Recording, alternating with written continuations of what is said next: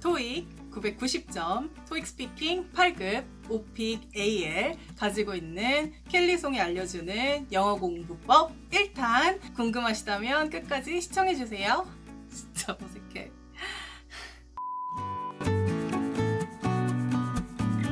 안녕하세요 여러분, 켈리입니다. 2019년 새해가 밝았는데요. 여러분 모두 새해 복 많이 받으시고 올 한 해 소망하시는 모든 일 다 잘 되시길 바랍니다. 새해를 맞이해서 제가 신년 특집으로 제 영어 공부 방법에 대해서 영상을 좀 찍어보려고 하는데요. 자, 우리 신년 계획, New Year's Resolution 많이들 세우시잖아요. 그때 안 빠지는 두 가지가 있는 것 같아요. 첫 번째는 영어 공부, 두 번째는 다이어트. 자, 그래서 이 두 가지는 정말 인기템인 것 같아요. 그죠? 너무나 우리가 관심이 많은 부분인데, 제가 오늘 저의 영어 공부 방법에 대해서 얘기를 하면서 이 영어 공부와 운동, 다이어트, 이것과의 많은 연결고리, 관계성에 대해서도 얘기를 또 같이 다루도록 하겠습니다.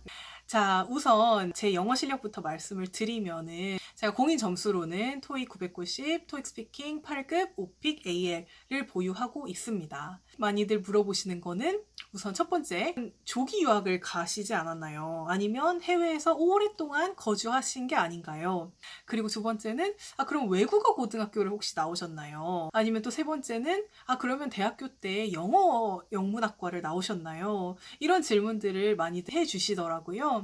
하지만 저는 1번, 2번, 3번에 다 해당이 되지 않습니다. 첫 번째로 제가 조기 유학 정말 가고 싶었거든요. 어렸을 때 유학을 가고 싶어서 부모님을 많이 졸랐지만 완강하게 안 된다고 하셨고, 저는 그래서 한국에서 영어 공부를 할 수밖에 없었습니다.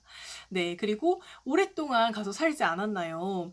저는 우선 해외 경험이 없진 않아요. 1년 동안 살긴 했는데 그거는 대학교 3학년 때 교환학생으로 처음 해외에 갔고요. 그러면 또 이제 많은 분들이 그럼 그때 1년 해서 많이 늘었나요? 얘기를 하시지만 그렇지 않습니다. 사실 1년 동안 정말 많이 늘기는 물론 본인의 노력 여하에 달려 있겠지만 쉽지가 않고요. 저는 한국에서 공부를 해서 좀 어느 정도 영어 실력이 갖춰진 상태에서 교환학생을 가게 되었습니다. 사실 제가 대학교 자체도 영어 특기자로 입학을 했고요. 물론 영어 실력 교환학생 전에 갖춰지지 않았다면 영어 특기자로 대학교를 입학을 할 수가 없었겠죠. 그래서 저는 사실 정말 한국에서 거의 영어 공부를 한 케이스라고 봐주시면 되겠습니다. 두 번째, 그러면 외고를 나오지 않았나요? 제가 또 영어 특기자로 입학을 했다고 하니까 그러면 아무래도 외고를 나온 학생들이 영어 특기자로 대학을 많이 가거든요. 근데 사실 저는 평범한 인문계 고등학교를 졸업을 했고요. 마지막으로 대학교 때 영어 영문학을 전공하지도 않았습니다. 저는 경영학과를 전공했습니다. 제가 그런 특출난 어떤 배경이 있는 것도 아니지만 한국에서 열심히 영어 공부를 해서 어느 정도 주변에서 그래도 잘한다 라고 인정해주는 실력을 기를 수 있게 되었고요.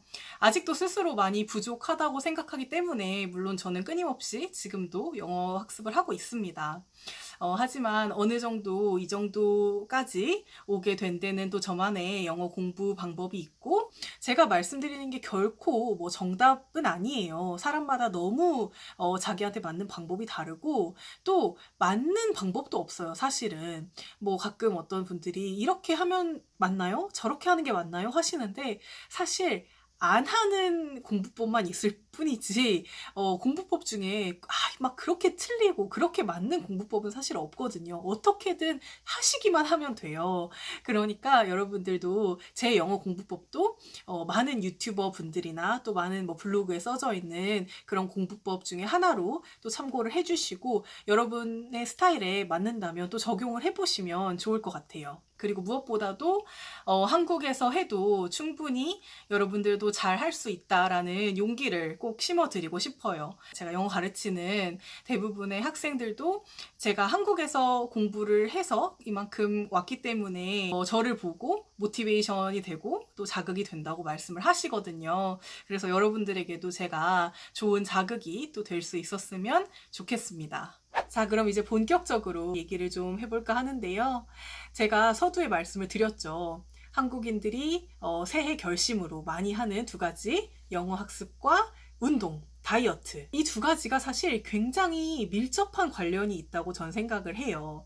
어떤 측면에서 관련이 있냐면 습관이라는 측면에서 비슷하거든요. 저는 이 습관이라는 게 정말 무서운 것 같고, 습관이라는 게 저의 한국에서 공부를 해서 영어 실력을 갈고 닦는데 굉장히 큰 도움이 된 것 같아요. 자, 조금 더 풀어볼게요. 우선 첫 번째, 작은 것부터 하세요. 그리고 두 번째, 조금씩이라도 좋으니 자주 하세요. 자, 다시 한번. 큰 거를 하려고 하시지 말고 작은 거부터 하세요. 그리고 두 번째, 많이 안 해도 좋으니 조금씩이라도 자주 하세요. 이 두 가지 제가 방금 말씀드린 측면은 습관이랑 굉장히 큰 연관성이 있어요. 우선 그러면 다이어트, 운동부터 얘기를 해볼게요.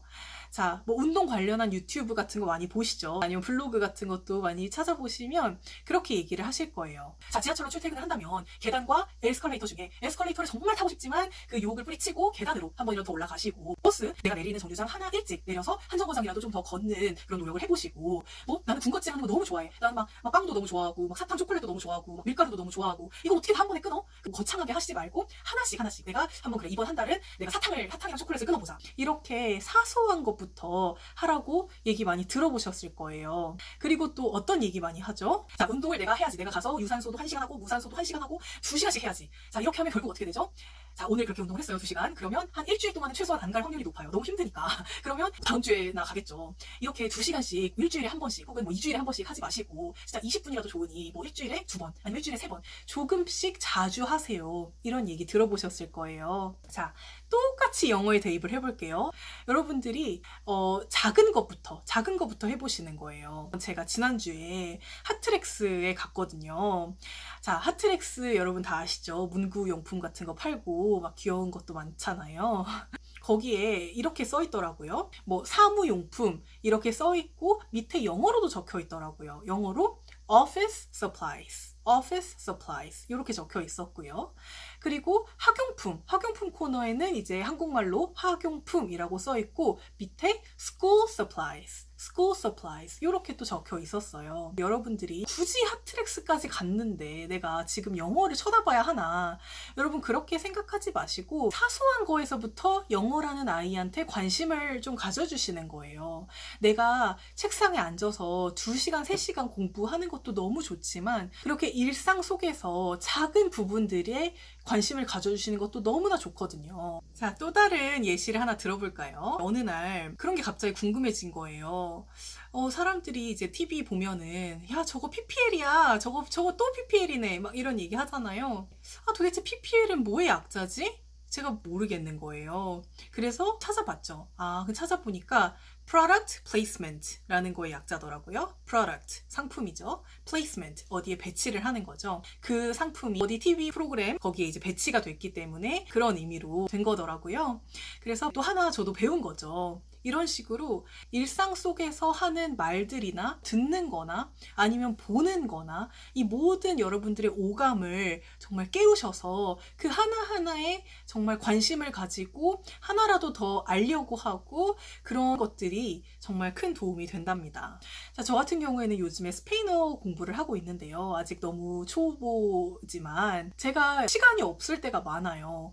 그렇다고 해서 제가 스페인어를 아예 놔버리는 게 아니고 일상 속에서 저는 스페인어를 자꾸 찾아요. 뭐 예를 들어서 제가 친구들이랑 와인을 뭐 한잔 하러 갔으면 주로 와인의 그 레이블, 와인 라벨에는 스페인어나 아니면 뭐 라틴 계열, 이탈리어나 그런 것들로 많이 써 있을 때가 많거든요. 저는 그거를 꼭 한 번씩 읽어보고 그 단어를 한 번씩 찾아보고 해서 그 뜻을 이해하려고 하고 그걸로 문장 만들어 보려고 하고 그런 노력을 하거든요. 저는 그거에 관심을 가짐으로써 스페인어의 단어 하나라도 더 저와 친숙해지는 게 좋은 거예요. 그런 부분에서 여러분들한테 이런 작은 것부터 관심을 가져달라라고 말씀을 드리고 싶고요. 그리고 아까 운동에서 얘기한 것처럼 여러분들이 내가 영어 공부를 하루에 3시간씩 할 거야. 2시간씩 할 거야. 너무 좋죠. 정말 그렇게 할 수만 있다면. 학생이면 또 그렇게 공부할 수 있는 시간이 보장이 되겠지만 이제 직장에 다니시거나 생업이 있으신 경우에는 사실 쉽지 않거든요. 그만큼 시간을 내는 게 정말 현실적이지 않을 때가 많아요. 정말 15분, 20분이라도 좋으니 일주일에 2번, 일주일에 3번 이렇게 정말 조금씩 나눠서 자주 영어를 들여다봐 주시는 것이 그 영어 습관 형성에 큰 도움이 되고, 이것이 쌓이고 쌓이다 보면 정말 큰 효과가 있을 겁니다. 그 작은 것들이 지금은 별게 아니어 보일지라도 효과가 있으니까요. 여러분들 기억을 해주셨으면 좋겠습니다. 네, 그래서 오늘은 제가 우선 기본적으로 영어 학습을 위해서 정말 조금씩이라도, 그리고 자주 습관을 형성하고 조금이라도 영어를 나와 친숙하게 만들고, 그 부분들에 대해서 말씀을 좀 드렸는데요. 자, 그렇다면 좀 구체적으로 여러분들이 어떠한 학습들을 하실 수 있을지 제가 이제 다음 영상에서 다루도록 하겠습니다. 다음 영상도 많이 기대해 주세요. 그럼 안녕!